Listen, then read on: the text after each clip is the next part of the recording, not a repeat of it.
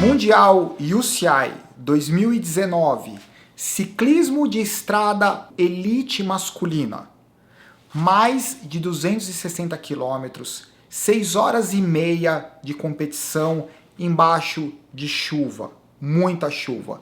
Para quem gosta do resumo, largaram quase 200 ciclistas. Nos 3 quilômetros finais, haviam apenas 3 ciclistas que iriam disputar o Campeonato Mundial 2019.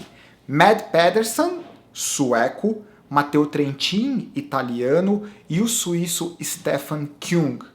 Nos metros finais, o ciclista que primeiro começou a aceleração foi o Matteo Trentin, mas logo ele percebeu que a perna não respondia mais e quem conseguiu fazer a diferença foi Mads Pedersen, que passou a linha de chegada em primeiro, campeão mundial, para surpresa de todos e talvez até mesmo para surpresa dele. Ele será o cara que receberá a camisa de campeão mundial do Alejandro Valverde e terá o direito de usar durante o ano que vem a camisa de campeão mundial. Em segundo lugar, o italiano Matteo Trentin e em terceiro lugar, o suíço Stefan Küng. É isso. Isso é o resumo do resumo. Mas é claro, após ou durante 6 horas e meia de prova, muita coisa aconteceu. Ainda na parte do resumo, obviamente as pessoas iriam perguntar, ou estão perguntando, para quem não assistiu, aonde está Alejandro Valverde, Peter Sagan, Julian Alaphilippe, Greg Van Avermaet, Evenepoel, Philippe Gilbert e muitos outros nomes. Eles estiveram todos presentes. Mathieu Van Der Poel, mas eles não conseguiram fazer a diferença. Alguns deles, obviamente, principalmente aqueles que têm o foco nas grandes voltas, na classificação geral, como Primož Roglič, Nairo Quintana, Carapaz, eles estiveram no pelotão. Aliás, eles estiveram numa fuga que foi formada logo no começo, mas eu acho difícil ali pelo comportamento de todos, eu acho difícil que eles tivessem a ideia real de disputar a camisa. Eles foram para lá, saíram na fuga, o nome é falado, eles são mostrados, mas todos, quando eles abandonaram a prova, eles estavam super bem, descontraídos, dando risada, então realmente não era o objetivo deles. Então acho que isso é o resumo do resumo. A surpresa de todos foi o Mathieu Van Der Poel, que nos quilômetros, faltando 33 quilômetros, ele saiu do pelotão, conseguiu se conectar com 4 ciclistas que estavam na frente, mas após 15 quilômetros, dentro desse sexteto que estava trabalhando junto, ele simplesmente apagou. Foi uma imagem rara de se ver e talvez a primeira vez que todo mundo tenha visto o Mathieu Van Der Poel simplesmente morto, com a cabeça baixa, volantinho, girando sem a menor chance de fazer absolutamente nada. Talvez isso seja um indício de que realmente o ciclismo de estrada é um dos esportes mais duros. Não só pela questão física, mas pelo número de competidores. E eles empurram o limite do que você pode fazer essa barra é cada vez mais alta. Porque quando você olha para outros esportes, você tem poucos ciclistas que são fenomenais. Dentro do ciclismo de estrada, como o mundial, você teria ali facilmente pelo menos 20 ciclistas que teriam condições reais de ganhar o campeonato mundial. Em qualquer outro esporte do planeta, eu acho muito difícil que nós tenhamos no mundial um número tão grande de atletas que estejam prontos para ganhar um campeonato mundial. E isso faz com que o nível seja muito alto e a prova muito exigente. Isso é o resumo do resumo. Agora, falando rapidamente do que aconteceu na prova. Primeiro, ela teve uma alteração de percurso por conta da chuva. Inicialmente, eles pedalariam 230 km na estrada e eles fariam 2 voltas no circuito de 14 km, que foi esse circuito que foi usado no contrarrelógio em quase todas as provas, de todas as categorias, eles usaram esse circuito de 14 km. Então eles viriam da estrada, dariam 2 voltas, acabou. Por conta da chuva, eles encurtaram o trecho de estrada e de 2 voltas inicialmente que eles fariam no percurso de 14 km, eles deram 9 voltas, ou seja, 125 km. 9 voltas num percurso que é bem exigente, subida, descida, com curva fechada, com chance de ter tombos, ainda mais porque estava chovendo. Falando em tombos, quando a gente olha, talvez hoje tenha sido o dia que mais choveu, o dia de hoje e o dia da Sub-23 do ciclismo de estrada. O dia de hoje tiveram pouquíssimos tombos diante da agressividade da competição e eles foram os únicos que deram 9 voltas no percurso. Isso mostra um pouco o quanto esses caras são bons. Teve um momento que um ciclista, eu não vou lembrar agora quem foi, numa descida que vinha um pouco antes da subida, talvez a subida mais decisiva, que tinha um pouco mais de 1 km com 6% de inclinação, nessa descida tinha uma tampa de bueiro, né? Todo ciclista sabe que nunca deve passar em cima de uma tampa de bueiro, ele sabe mais do que a gente, só que talvez por ter muitos ciclistas descendo ao mesmo tempo, talvez ele não tivesse a tangente ideal para desviar, né, para fazer um movimento que garantisse que ele não escorregasse. Ele escorregou e caiu, mas assim, tiveram pouquíssimos tombos quando a gente compara com todas as outras provas e categorias que tiveram. Então esses caras são realmente fenomenais. Então, faltando 120 e poucos quilômetros, eles entraram no circuito, começaram as 9 voltas. A fuga inicial, que incluía Primož Roglič, Nairo Quintana, Carapaz, eram 11 ciclistas. Esses ciclistas eles foram desistindo, eles foram saindo da prova, né?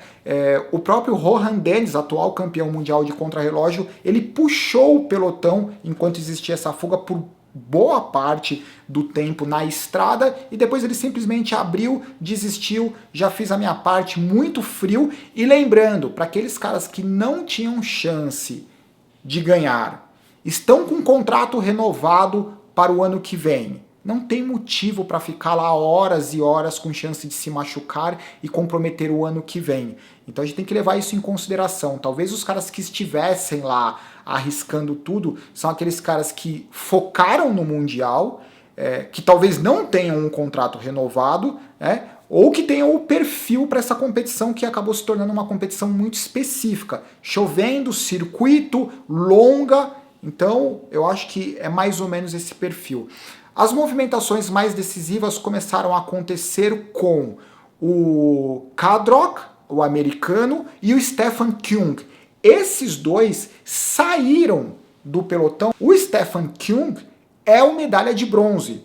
Poucos quilômetros depois, faltando talvez uns 40 quilômetros, o cara que fez a movimentação, e isso valoriza ainda mais a vitória dele, foi o Mads Pedersen. Ele percebeu que talvez o pelotão começasse a ficar um pouco cansado e ele saiu do pelotão. Outros ciclistas saíram com ele e daí começou as movimentações realmente mais decisivas. Faltando 40, 45 quilômetros, as movimentações começaram a ser mais decisivas. Num determinado momento, nós já tínhamos no pelotão da frente o Mads Pedersen, o Stefan Küng, o italiano Moscon e talvez mais um ciclista da Holanda. Esse quarteto ficou trabalhando lá junto, faltando 30 quilômetros. Eu acho que os comentaristas foram um pouco injustos, porque quem começou a movimentação de aceleração foi o Mathieu van der Poel.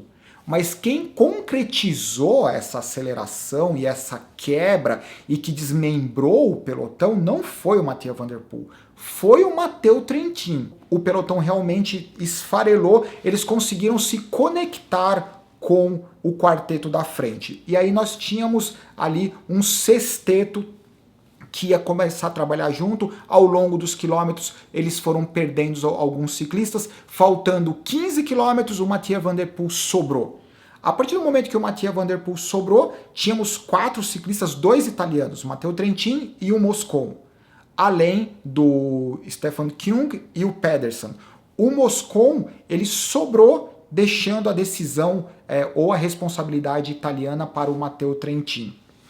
O Matteo Trentin ficou, na minha opinião, ele era um dos mais fortes, junto com o Pedersen e o Stefan Küng. Esses 3 ciclistas foram embora. Enquanto isso, os belgas, eles tentavam fazer alguma coisa em nome do Greg Van Avermaet, porque o Philippe Gilbert, ele já tinha ficado, ele se envolveu num pequeno tombo, faltando talvez 70, 80 quilômetros, o Evenepoel ficou com ele para tentar ajudá-lo a voltar para o pelotão, mas o Philippe Gilbert, ele não conseguiu voltar para o pelotão, inclusive foi o único cara que se mostrou bem emocionado por abandonar a prova, lembrando que ele está saindo da The Quick Step, talvez ele já esteja no caminho da aposentadoria, talvez ele não tenha tido o ano que ele esperava, e abandonar o campeonato mundial talvez tenha sido pesado demais para ele.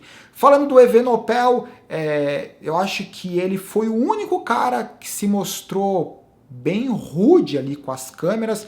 A câmera estava filmando ele, ele fez um gesto tipo, sai daqui, né? E sendo o talento que ele é, sabendo que a mídia estará sempre, a câmera estará sempre filmando ele, ele deveria, ou pelo menos ficou bem antipático ele ter feito isso. Esses caras têm que, eu não acho que eles têm que ser relações públicas, mas ao mesmo tempo é a profissão deles, e como toda profissão a gente tem que tentar, né, entender quais são as cobranças e tentar administrar para que isso não cause uma má impressão.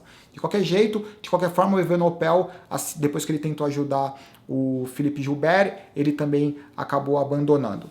Foi isso.